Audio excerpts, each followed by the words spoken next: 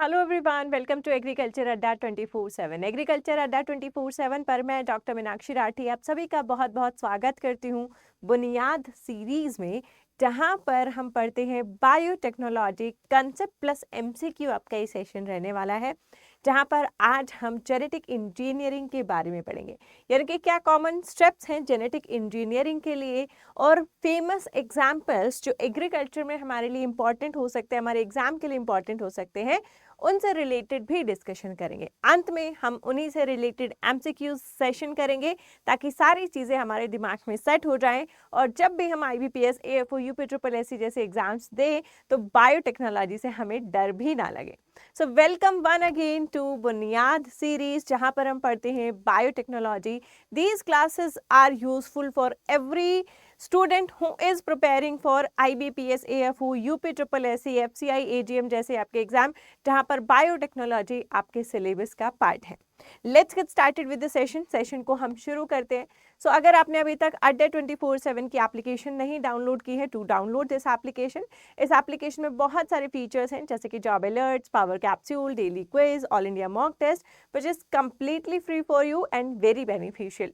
तो इसकी जो लिंक है वो आपके चैट बॉक्स में गिवन है, आप इस एप्लीकेशन को डाउनलोड कर सकते हैं। नाउ आज का हमारा टॉपिक है genetic engineering. Let's get started with genetic engineering. तो सबसे पहले हम बात करते हैं कि जेनेटिक इंजीनियरिंग होता क्या है। पिछले क्लास में हमने प्लांट टिश्यू कल्चर में पढ़ा था और ये मैं क्लियर कर देती हूँ, ये सिर्फ 10 क्लासें हैं। ये 10 टॉपिक अगर आप बायोटेक्नोलॉजी से करके जाएंगे, बायोटेक्नोलॉजी में आपसे क्वेश्चन ज़रूर पूछे जाएंगे और वो इन्हीं 10 क्लासेस से पूछे जाएंगे। तो मेक श्योर आप ये पूरी सीरीज कंटिन्यू देख रहे हैं। This is pure content series, जहाँ पर हम कोई फालतू बकवास नहीं करते हैं। So let's get started. तो जेनेटिक इंजीनियरिंग क्या है?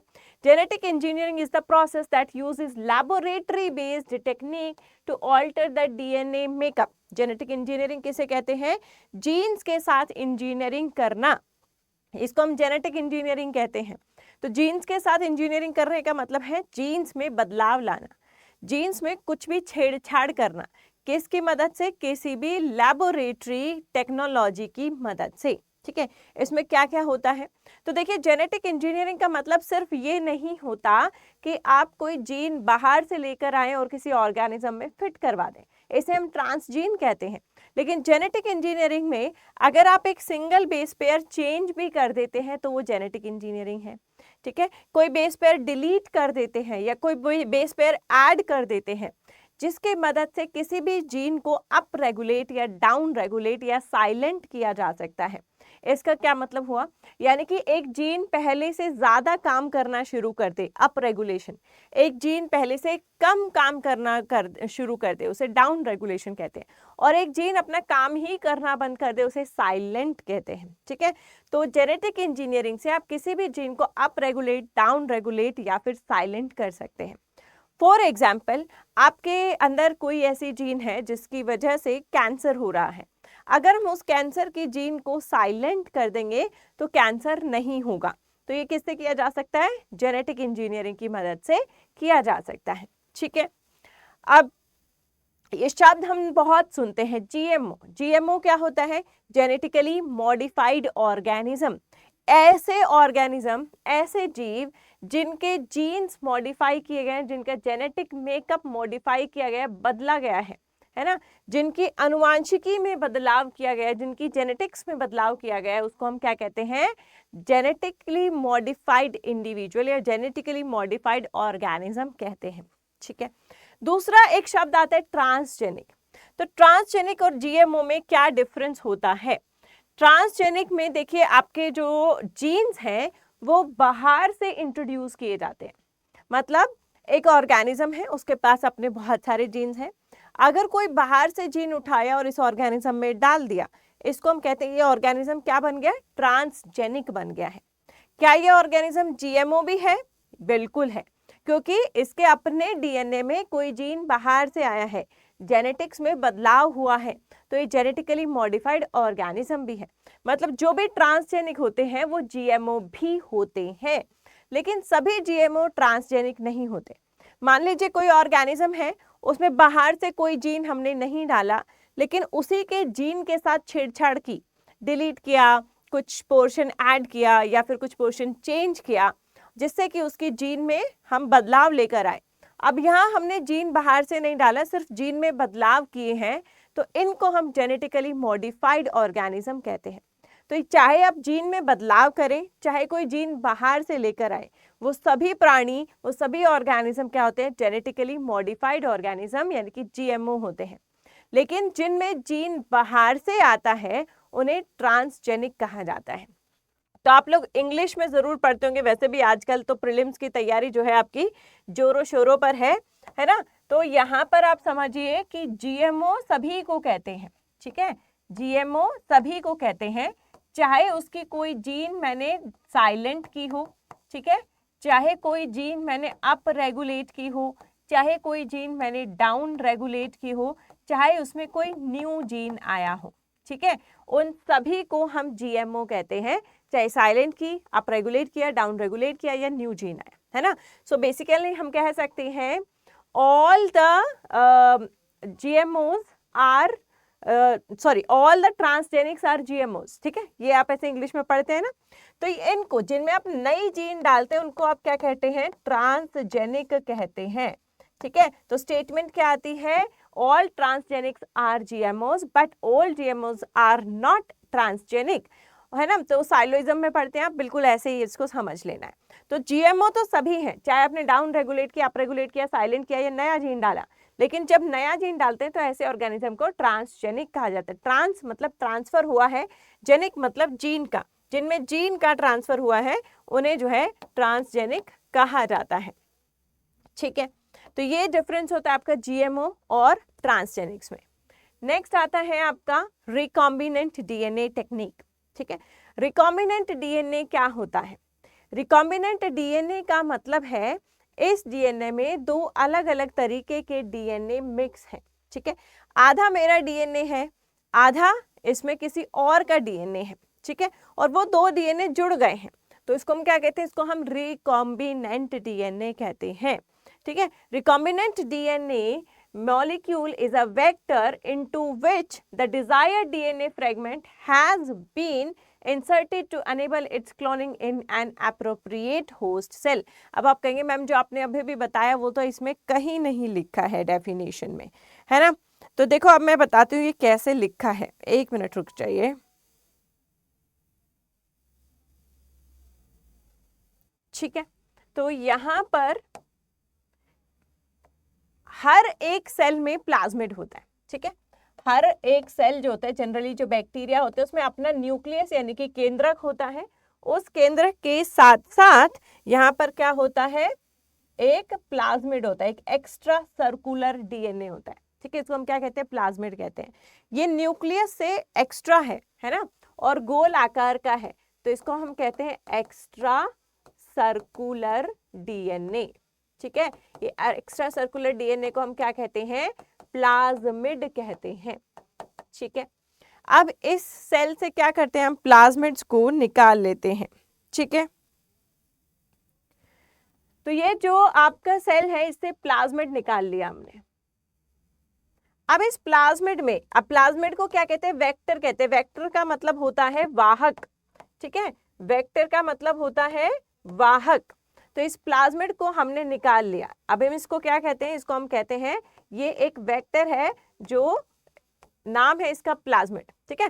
देखो एक साइकिल भी एक वाहक है, एक साइकिल, मोटरसाइकिल, ट्रेन, कार सब वाहक है ना, सब एक जगह से दूसरी जगह पहुंचाने का काम कर रहे हैं, तो सब वाहक है, तो सबको वेक्टर कह सकते हैं। लेकिन कार अलग है, ट्रेन अलग है ना। तो ऐसे ही ये एक वाहक है और इस वाहक का नाम है प्लाज्मिड। इस वाहक का नाम क्या है? प्लाज्मिड, ठीक है। ये हमने इस बैक्टीरिया से निकाला है। इस वाहक, इस बैक्टीरिया पर क्या हम करते हैं? हम कोई भी जीन यहाँ पर रख देते हैं, हमारा जीन ऑफ इंटरेस्ट इसमें आता है, ठीक है। ये कैसे आता है मैं अभी बताती हूँ, ठीक है। तो ये हो जाता है रिकॉम्बिनेंट डीएनए, क्योंकि इसमें कुछ पोर्शन जो है कहीं और से आया है, ये वाला पोर्शन किसी बैक्टीरिया से आया है, तो इसको हम क्या कहते हैं? रिकॉम्बिनेंट डीएनए कहते हैं, पुनर्योगज डीएनए कहते हैं, ठीक है।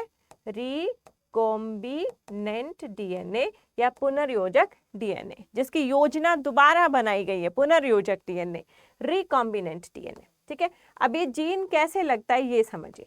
ठीक है, ये वेक्टर है, ऐसे ही आपने क्या किया, यहाँ से एक डीएनए है, मान लीजिए मेरा डीएनए ह्यूमन डीएनए है, इस डीएनए में से एक छोटा सा पोर्शन निकाल लिया, एक छोटी सी फ्रेगमेंट निकाल ली जिसमें हमारी जीन है।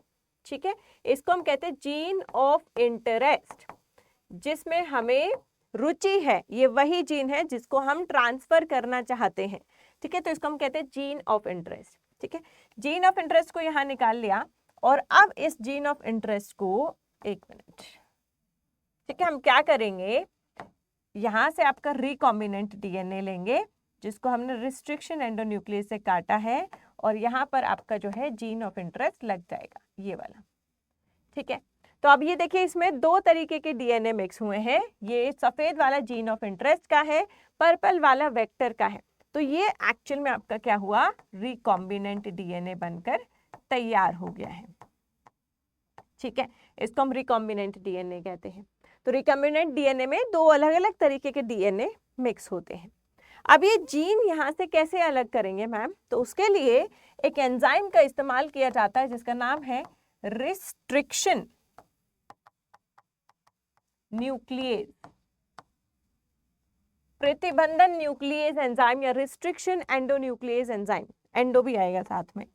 ठीक है, रिस्ट्रिक्शन एंडोन्यूक्लियेज एंजाइम, रिस्ट्रिक्शन एंडोन्यूक्लियेज एंजाइम क्या करता है, डीएनए को काटता है, तो इसीलिए इसको हम क्या कहते हैं, मॉलिक्यूलर सीजर भी कहते हैं। मॉलिक्यूलर सीजर, मॉलिक्यूलर सीजर का मतलब है ये कैंची की तरह काम करता है और डीएनए को तोड़ता है।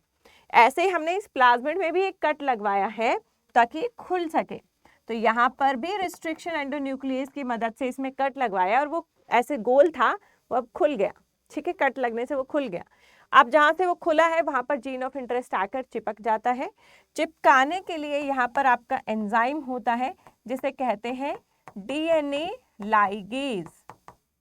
डीएनए लाइगेज इसको चिपका देता है और रिकॉम्बिनेंट डीएनए बनकर तैयार हो जाता है। अब जो रिकॉम्बिनेंट डीएनए बना है इसको किसी बैक्टीरिया सेल में डाला जाता है। ठीक है, किसी बैक्टीरिया सेल में डाला जाता है। बैक्टीरिया सेल में डालेंगे तो इसको क्या बोलते हैं, ट्रांसफॉर्मेशन। ठीक है, ये आपका रिकॉम्बिनेंट डीएनए है, इस तरीके से आधा वेक्टर है, आधा इसमें जीन ऑफ इंटरेस्ट है। ठीक है, इस वेक्टर को आप किसी बैक्टीरिया में डालते हैं। इस बैक्टीरिया के पास अपना डीएनए है, ऐसा नहीं अपना नहीं है। ठीक है, और ये आपका वेक्टर इसमें आ जाता है। ठीक है, ये आ गया। तो इसको जब आप किसी बैक्टीरिया में डालते हैं, इस प्रोसेस को बोलते हैं ट्रांसफॉर्मेशन। हमने इस बैक्टीरिया का ट्रांसफॉर्मेशन कर दिया है ना, तो इसको हम बोलते हैं ट्रांसफॉर्मेशन। अब यहाँ पर ये जो आपने जीन डाला है, ये आपका जीन है यहाँ पर, राइट। अब ये जीन किस लिए डाला है, इसके क्या क्या कारण हो सकते हैं कि हमें यहाँ पर ये जीन डालना पड़ा। एक हो सकता है हम इस जीन की बहुत सारी कॉपी बनाना चाहते हैं। ठीक है, दूसरा क्या हो सकता है, हम इस जीन को किसी और जीव में ट्रांसफर करना चाहते हैं। तीसरा क्या हो सकता है, हम इस जीन को एक्सप्रेस करना चाहते हैं और इसके प्रोडक्ट को इस्तेमाल करना चाहते हैं, इसके उत्पादन को इस्तेमाल करना चाहते हैं। ठीक है, ये तीनों आपके जो है यहाँ पर काम हो सकते हैं। अगर कॉपी बनानी है तो कैसे बनानी होगी, तो जब जब ये आपका बैक्टीरिया मल्टीप्लाई करेगा, ठीक है, जब जब ये आपका बैक्टीरिया मल्टीप्लाई करेगा, ये रिकॉम्बिनेंट डीएनए भी इसके साथ साथ मल्टीप्लाई करेगा, यानी कि कॉपी नंबर बढ़ता चला जाएगा। ट्रांसफर करना है तो क्या होगा, अब इस बैक्टीरिया को जिसके पास रिकॉम्बिनेंट डीएनए है, मान लीजिए ये हम बीटी कॉटन बना रहे हैं, अब हमें इसे कॉटन के प्लांट में ट्रांसफर करना है। ठीक है, तो इसको और कॉटन के प्लांट के सेल को एक ही कल्चर मीडिया में डालकर को कल्चर किया जाता है और धीरे धीरे एक आधे सेल उसमें ऐसे होते हैं प्लांट सेल जो इसके रिकॉम्बिनेंट डीएनए को अपने अंदर ले लेते हैं, यानी कि उनका ट्रांसफर हो जाता है। तीसरी चीज़ है एक्सप्रेशन करना। हम ये नहीं चाहते इसकी कॉपी बने, हम चाहते हैं कि ये जो जीन है, ये जीन काम करे। क्या काम कर सकती है ये जीन, ये जीन जो यहाँ पर है अंदर, ये क्या बनाएगी, आरएनए बनाएगी, आरएनए बनाकर प्रोटीन बनाएगी, और ये प्रोटीन इसका प्रोडक्ट है, इसका हम इस्तेमाल करेंगे, यूज करेंगे, क्योंकि इसमें जीन है और ये अगर एक्सप्रेस हो रही है तो यहाँ पर ये प्रोटीन बनता रहेगा इस सेल में। उस प्रोटीन को निकाल कर हम उसका जो भी इस्तेमाल करना चाहे कर सकते हैं। इसका एग्जाम्पल है आपका इंसुलिन प्रोटीन। ठीक है, हमने ह्यूमन की जो जीन जो इंसुलिन बनाती है वो निकाल कर एक बैक्टीरिया में डाल दी, मान लीजिए ये वही इंसुलिन की जीन है, तो यहाँ पर क्या होगा, प्रोटीन की जगह इंसुलिन बनेगा, इंसुलिन बनेगा। इस इंसुलिन को यहीं से प्योरीफाई किया जाता है, बॉटल में भरा जाता है और जो डायबिटिक पेशेंट होते हैं उन्हें दिया जाता है। ठीक है, तो जीन एक्सप्रेशन का मतलब क्या होता है, जीन जो काम करना चाहता है, जो प्रोटीन बनाना चाहता है उसको अलाउड है, और कॉपी नंबर का मतलब है कि वो प्रोटीन नहीं बना रहा, वो सिर्फ अपना कॉपी नंबर जो है वो बढ़ा रहा है। तो हमारे ये उद्देश्य हो सकते हैं जिनकी वजह से हम रिकॉम्बिनेंट डीएनए टेक्नोलॉजी का यूज करते हैं। ठीक है, नेक्स्ट आते हैं। तो सबसे पहले यहाँ पर क्या होगा, यहाँ पर to obtain the large copy number, बहुत सारी कॉपी नंबर हो, large quantity of protein, protein की बहुत सारी क्वांटिटी आपको चाहिए हो, या फिर जीन को जो है उस टारगेट ऑर्गेनिज्म के जीनोम में आपको इनकॉर्पोरेट कराना हो, तो हम इस जीन का ट्रांसफर करते हैं। स्टेप्स क्या होंगे ट्रांसफर करने के, सबसे पहले डीएनए आइसोलेशन करेंगे, डीएनए निकालेंगे, डीएनए आइसोलेशन कर कर हम जो है उससे जो हमारी फ्रेगमेंट है वो निकालेंगे, उसके लिए हम रिस्ट्रिक्शन एंडोन्यूक्लियस एंजाइम की इस्तेमाल करेंगे। फिर उस जीन को एक वेक्टर में डालेंगे, एक वाहक में डालेंगे, वेक्टर को किसी भी बैक्टीरिया के सेल में डालेंगे और ट्रांसफॉर्मेशन करवाएंगे। ट्रांसफॉर्मेशन करवाने के बाद किस बैक्टीरिया में हमारा ये जो प्लाज्मिड है ये आया है, ये हमें पता चलता है सिलेक्शन ऑफ रिकॉम्बिनेंट्स की मदद से, जिसको हम अगली क्लास में डिटेल में पढ़ने वाले हैं। यानी कि किस बैक्टीरिया में हमारा प्लाज्मिड आया है ये हमें सिलेक्शन ऑफ रिकॉम्बिनेंट से पता चलेगा, और फिर चाहे तो हम उसकी क्लोनिंग कर सकते हैं, कॉपी नंबर बना सकते हैं, चाहे हम उसका एक्सप्रेशन कर सकते हैं, उससे अपना कोई भी प्रोटीन प्रोडक्ट बनवा सकते हैं। ठीक है, तो ये इसके स्टेप्स होते हैं। सेम जो चीज़ मैंने आपको यहाँ पर बताई, प्लाज्मिड निकाला, डीएनए से अपनी जीन ऑफ इंटरेस्ट निकाला, दोनों को मिलाया, रिकॉम्बिनेंट डीएनए बन गया, बैक्टीरिया में डाला, ट्रांसफॉर्मेशन हो गया। जैसे जैसे बैक्टीरिया मल्टीप्लाई करता रहेगा आपकी जीन भी मल्टीप्लाई करती रहेगी और बहुत सारे जीन जो है यहाँ पर बन जाएंगे। तो इसको हम कहते हैं हमने क्या किया, जीन क्लोनिंग किया है। ठीक है, तो यहाँ पर देखिए ये जीन ऑफ इंटरेस्ट है ना, तो इस जीन ऑफ इंटरेस्ट को हमने उससे निकाला है रिस्ट्रिक्शन एंजाइम की मदद से, फिर इसमें भी हम कट लगाएंगे रिस्ट्रिक्शन एंजाइम की मदद से। ये देखिए बैक्टीरिया आएगा, इसने कट लगाया और इसको काट दिया, यह है एंडोन्यूक्लियस एंजाइम। ठीक है, जिसको कट कर सकता है, जैसे ही कट करेगा तो यहाँ पर क्या होगा, आपका जो जीन ऑफ इंटरेस्ट है उसको भी आपने कट करके निकाला है, दोनों का कट सेम रिस्ट्रिक्शन एंडोन्यूक्लियस से किया जाता है और वो आकर इसमें जुड़ जाता है। फिर आता है डीएनए लाइगेज, और लाइगेज क्या करता है, दोनों के एंड्स को चिपकाने का काम करता है और ये आपका रिकॉम्बिनेंट डीएनए पुनर्योजक डीएनए बनकर तैयार हो जाता है। ठीक है, चलिए अब कुछ ट्रांसजेनिक एनिमल्स जो आपसे पूछे जा सकते हैं। फर्स्ट इज रोजी काव।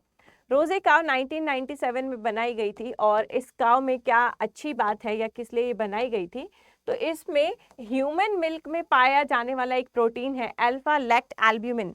इस काव के प्रोटीन में ये अल्फा लेक्ट एल्ब्यूमिन नाम का प्रोटीन मिलता है, क्योंकि इससे रिलेटेड जीन हमने इस काव में ट्रांसफर की और अब ये वो प्रोटीन अपने दूध में बना रही है।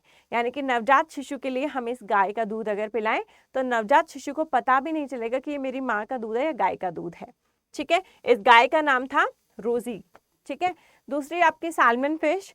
सैल्मन फिश को बड़े होने में 36 महीने लगते हैं और इसकी डिमांड मार्केट में बहुत ज़्यादा है, तो हमने एक ट्रांसजेनिक सैल्मन फिश बनाई, जीएमओ कहेंगे, नॉट ट्रांसजेनिक, जिसमें क्या हो रहा है, ये सिर्फ 18 महीनों में ही तक जो है बड़ी होकर तैयार हो रही है, ताकि हम मार्केट की जो डिमांड है उसको कंप्लीट कर पाएँ।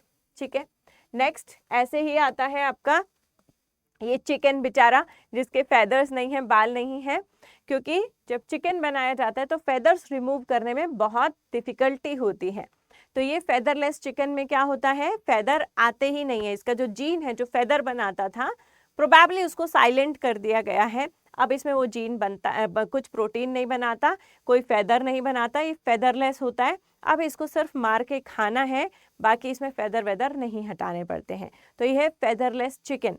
हालांकि from my point of view this is not justifiable, just because आपको चिकन खाना और आपको मेहनत नहीं करनी, उसके लिए आप किसी को ठंड में मारते हो, गर्मी में मारते हो, उसके फेदर्स छीन लेते हो, उसको नंगा महसूस कराते हो, तो ये बिल्कुल सही बात नहीं है। बट ठीक है, बायोटेक्नोलॉजी है and I am just dealing with the applications, मैं इसके फेवर में नहीं हूँ। ठीक है, नेक्स्ट आते हैं glow in the dark fish. ठीक है, तो जेली फिश जो है चमकती है, आपने जो मूवीज वगैरह में देखा होगा, अंडर वाटर सी जो है बहुत अच्छा अच्छा चमक रहा होता है कहीं से, तो उसका कारण होता है जेली फिश। जेली फिश से ये पर्टिकुलर जीन हमने आइसोलेट किया जिसको जीएफपी कहा जाता है ना, ग्रीन फ्लोरोसेंट प्रोटीन। आप ये किसी भी फिश में डालेंगे वो फिशेस चमकने लग जाएंगी, और एक्वेरियम के लिए इन छोटे छोटे फिशेस का इस्तेमाल किया जाता है। ठीक है, तो ये आपकी glow in the dark fish.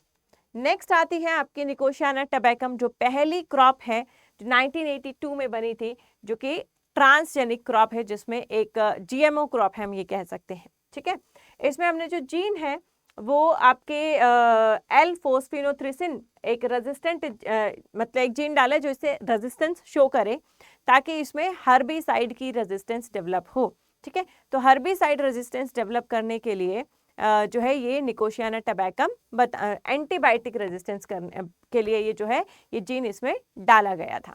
ठीक है, देन आता है आपका flavour saver tomato. Flavour saver tomato में क्या हो रहा था, क्योंकि पहले जो हमारे टमाटर थे अगर वो पेड़ पर ही पक जाते हैं तो बहुत ज़्यादा सॉफ्ट हो जाते हैं और मार्केट में जाने से पहले ही खराब हो जाते हैं। तो हमने इसमें क्या किया, हमने इसमें कहा कि एक जीन जो इन टमाटरों को सॉफ्ट करती है हम उसी को साइलेंट कर देते हैं। इसको समझिए, ये इंपॉर्टेंट है। ठीक है, तो देखिए यहाँ पर हो क्या रहा था, यहाँ पर आपके टमाटर जो हैं ये एक एंजाइम बनाते हैं, पॉलीगैलेक्टोयूरेनेज एंजाइम। ठीक है, अब ये क्या होता है कि मान लीजिए ये आपकी जीन है। ठीक है, ये जीन क्या बना रही है, एक आरएनए बना रही है। आरएनए से क्या बन रहा है, एंजाइम बन रहा है। एंजाइम का नाम है पॉलीगैलेक्टोयूरानेज एंजाइम। ये पॉलीगैलेक्टोयूरानेज एंजाइम क्या कर रहा है, पेक्टिन को डाइजेस्ट करता है। ये क्या करता है, पेक्टिन को डाइजेस्ट करता है, जो कि फ्रूट वॉल में पाया जाता है, और फ्रूट जो है बहुत ज़्यादा सॉफ्ट हो जाता है और मार्केट में जाने से पहले ही खराब हो जाता है।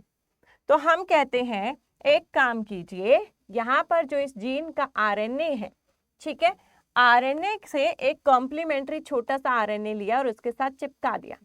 अगर एक छोटा सा आरएनए इस आरएनए के साथ चिपक जाता है तो ये आरएनए प्रोटीन या एंजाइम या पॉलीगैलेक्टोयूरेनेज एंजाइम नहीं बना पाता है। ठीक है, नहीं बना पाता है तो पेक्टिन डाइजेस्ट नहीं होता है। पेक्टिन डाइजेस्ट नहीं होता है तो फ्रूट सॉफ्ट नहीं होता है, फिल्म रहता है, टाइट रहता है। ठीक है, तो ये किसकी वजह से हुआ, जीन साइलेंसिंग की वजह से, जहां पर हमने आरएनए इंटरफेरेंस टेक्नोलॉजी का इस्तेमाल किया है।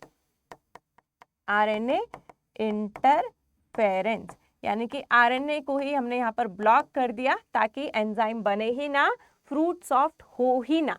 ठीक है, अब इस फ्रूट को आप इजीली मार्केट तक पहुंचा सकते हैं और इसका फ्लेवर भी बरकरार रहता है, इसीलिए इसका नाम पड़ा फ्लेवर सेवर टमाटो। ये कैलिफोर्निया में कैलजीन कंपनी ने बनाया था। ठीक है, चलिए यहाँ पर जो जीन रेस्पॉन्सिबल है वो है APH जीन।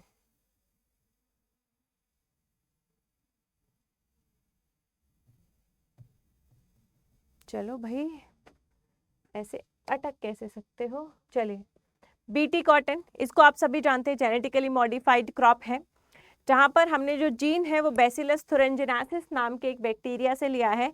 जीन का नाम है CRY1AC जीन। इस जीन को हमने इस बैक्टीरिया से निकालकर कॉटन के प्लांट में डाला है, जिससे कि कॉटन पर आपकी गुलाबी सुंडी, पिंक बॉलवॉर्म, लैपिड ये स्पोडिप्टेरा लिट्यूरा या ये हेलिकोवर्पा आर्मिजेरा, तीनों ही इंसेक्ट इसके बॉल्स को खराब नहीं कर पाते हैं, उनसे उसमें रेजिस्टेंस डेवलप होती है। तीनों लैपिडोप्टेरा ऑर्डर के इंसेक्ट हैं, जिनसे ये प्रतिरोधक क्षमता देती है, रेजिस्टेंस देती है। अब ये कीट इसको खराब नहीं कर सकते हैं। तो ये है आपकी बीटी कॉटन। ठीक है, नेक्स्ट आते हैं गोल्डन राइस पर, ये भी आपका काफी फेमस एग्जाम्पल है golden rice. It was developed by Ingo Potrykus, नाम पूछा जाता है, ठीक है। It was developed by Ingo Potrykus and ये गोल्डन राइस में बीटा कैरोटीन बहुत ज़्यादा मिलता है जिससे कि विटामिन ए बनाया जाता है। ये जनरली साउथ अफ्रीकन कंट्रीज़ के लिए बनाया गया था जहाँ पर विटामिन ए की काफ़ी ज़्यादा डेफिशिएंसी पॉपुलेशन में देखी गई थी, ठीक है। PSY और CRTL जीन जो है इसमें डाले गए हैं जिसकी मदद से इन चावलों में बहुत सारा विटामिन ए बन सकता है, बीटा कैरोटीन बन सकता है। और बीटा कैरोटीन क्योंकि पीले रंग का होता है तो हमारे चावल जो है यहाँ पर पीले रंग के हो जाते हैं। So this is about the golden rice, ठीक है। ओहो, फिर वही गलती। चलिए, सो इनसे रिलेटेड MCQs क्या क्या हमारे एग्जाम में देखे जा सकते हैं उनको हम एक बार देख लेते हैं।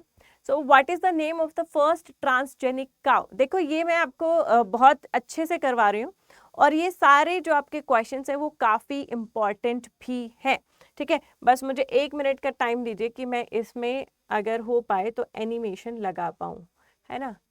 हो पाएगा क्या?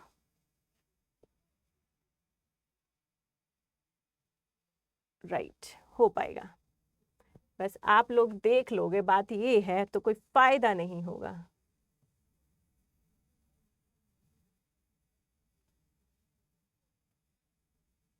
चलिए देखते हैं,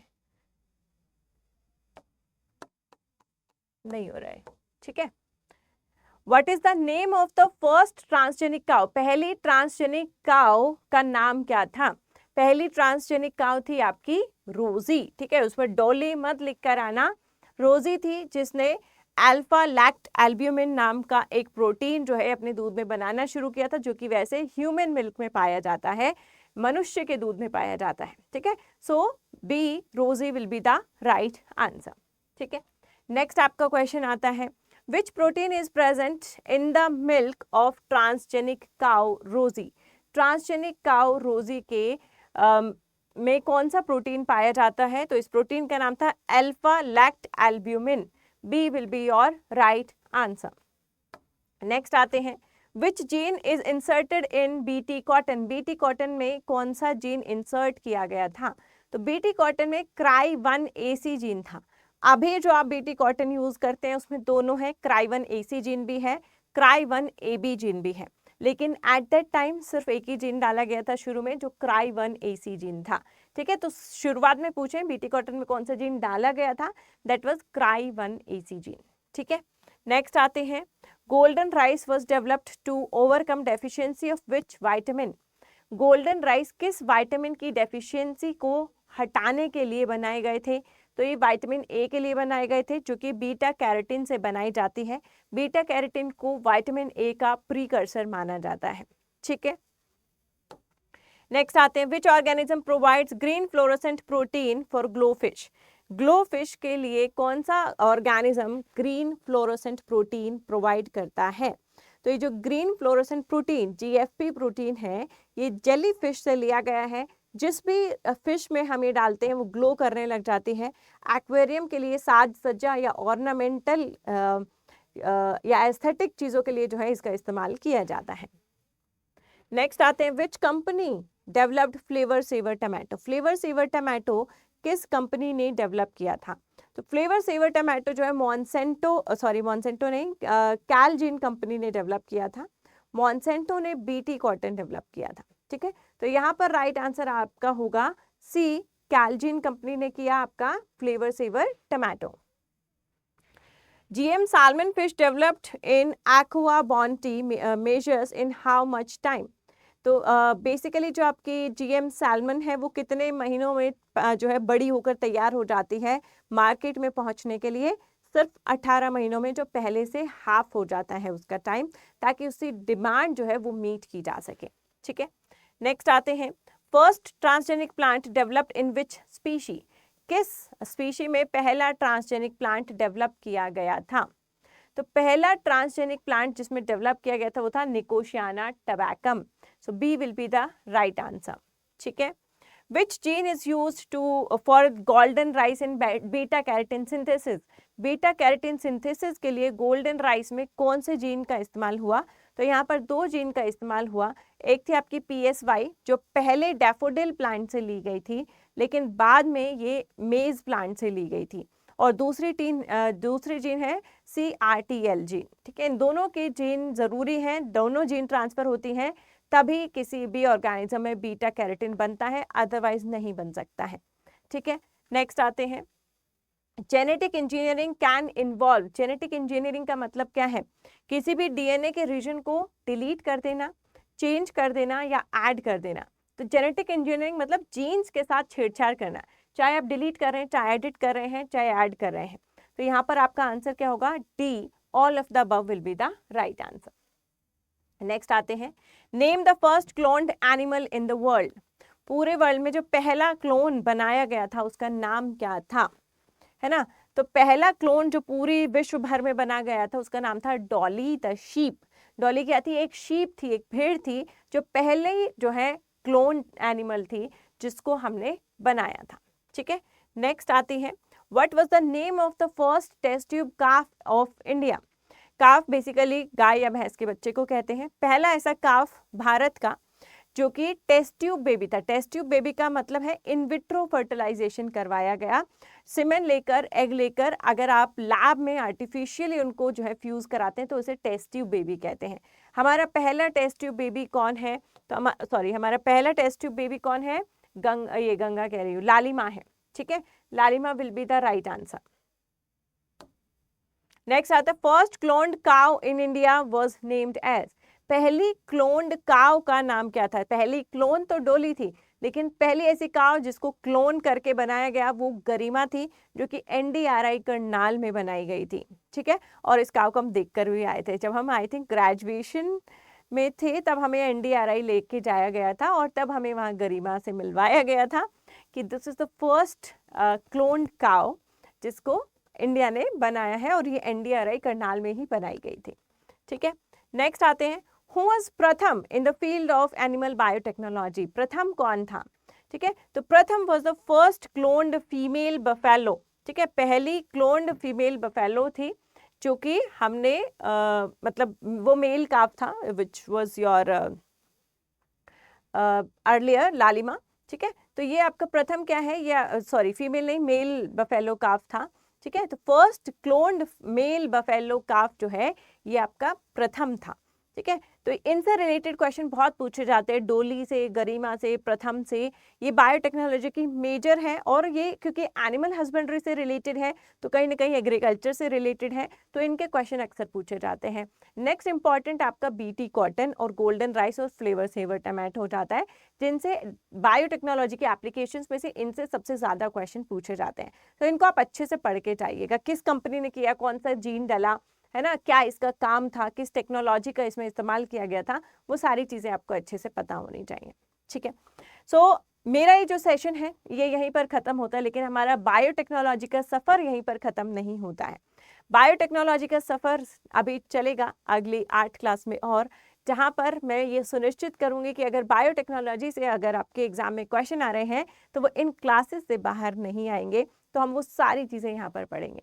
10 क्लासेस आपको ये टोटल मिलेंगी, तो मेक श्योर आप पूरी प्ले लिस्ट जो है वो ज़रूर देख रहे हैं। अगर आप IBPS AFO के लिए तैयारी करें, सुपर 500 बैच जो है आपकी क्लोजिंग पर है, आप इसमें एडमिशन ले सकते हैं। हमारा लास्ट फाउंडेशन लेवल बैच है जिसमें नंबर ऑफ क्लासेस ज़्यादा आपको मिलती हैं, हर कंसेप्ट प्रिसाइसली जो है यहाँ पर एक्यूमुलेट किया जाता है। नेक्स्ट है आपका एग्रीकल्चर महापैक। अगर आप मल्टीपल एग्जाम्स की तैयारी कर रहे हैं तो एग्रीकल्चर महापैक में एनरोल कर सकते हैं, एंड इसमें बहुत सारे आपके UPSSC, IBPS AFO, Kribhco, IFFCO, NSC जैसे कई सारे एग्जाम्स की तैयारी आप कर सकते हैं। कैसे इसमें एनरोल करना है? तो सबसे पहले आपको अड्डा 24/7 की एप्लीकेशन डाउनलोड करनी है जिसका लिंक आपके चैट बॉक्स में है। उसके बाद आपको उसमें जो है लिंक डाउनलोड करने के बाद लॉगिन करना है अपनी ईमेल एड्रेस से। उसके बाद आप जो को गवर्नमेंट एग्जाम्स के अंदर एग्रीकल्चर ऑप्शन को चुनना है, तब आपको एग्रीकल्चर से रिलेटेड बैचेस और ऑफर्स वहाँ पर दिखाई देंगे। यहाँ पर अगर आप वेबसाइट पर करते हैं तो ऑल कोर्सेज में जाकर एग्रीकल्चर को चूज़ कीजिए, देन चूज़ कीजिए IBPS AFO। ठीक है, ये आपका सुपर 500 बैच है, इसको क्लिक कीजिए, 12 महीने की इसकी वैलिडिटी है। बाय नाउ क्लिक करेंगे, बाय नाउ क्लिक करने के बाद यहाँ पर आप एक कोड लगाएंगे जिससे आपको मैक्सिमम डिस्काउंट मिलेगा, और वो कोड होगा आपका Y448 ए। जैसे ही आप इस कोड का इस्तेमाल करते हैं, यहाँ पर 2599 में आप IBPS AFO के फाउंडेशन बैच में एडमिशन ले सकते हैं, जो पहले 3400 समथिंग का था। ठीक है, so this price has been reduce for you, ताकि आप अच्छे से एनरोल करके फाउंडेशन लेवल से अपनी तैयारी जो है वो कर सके। आज के लिए ही आपका ये बैच ओपन है, उसके बाद इसमें एनरोलमेंट्स बंद हो जाएंगे। ठीक है, thank you so much guys, good bye, take care, अपना ख्याल रखिएगा। फिर मिलते हैं अपने अगले सेशन में, जहां पर हम बायोटेक्नोलॉजी के और राज खोलेंगे एक साथ। Good bye, take care. Biotechnology की पूरी प्लेलिस्ट देखना मत भूलिएगा, बार बार ले लिस्ट निकल जाता है मेरे मुंह से, उसके लिए I am very very sorry. और फिर मिलते हैं अपने अगले सेशन में और नई इन्फॉर्मेशन के साथ।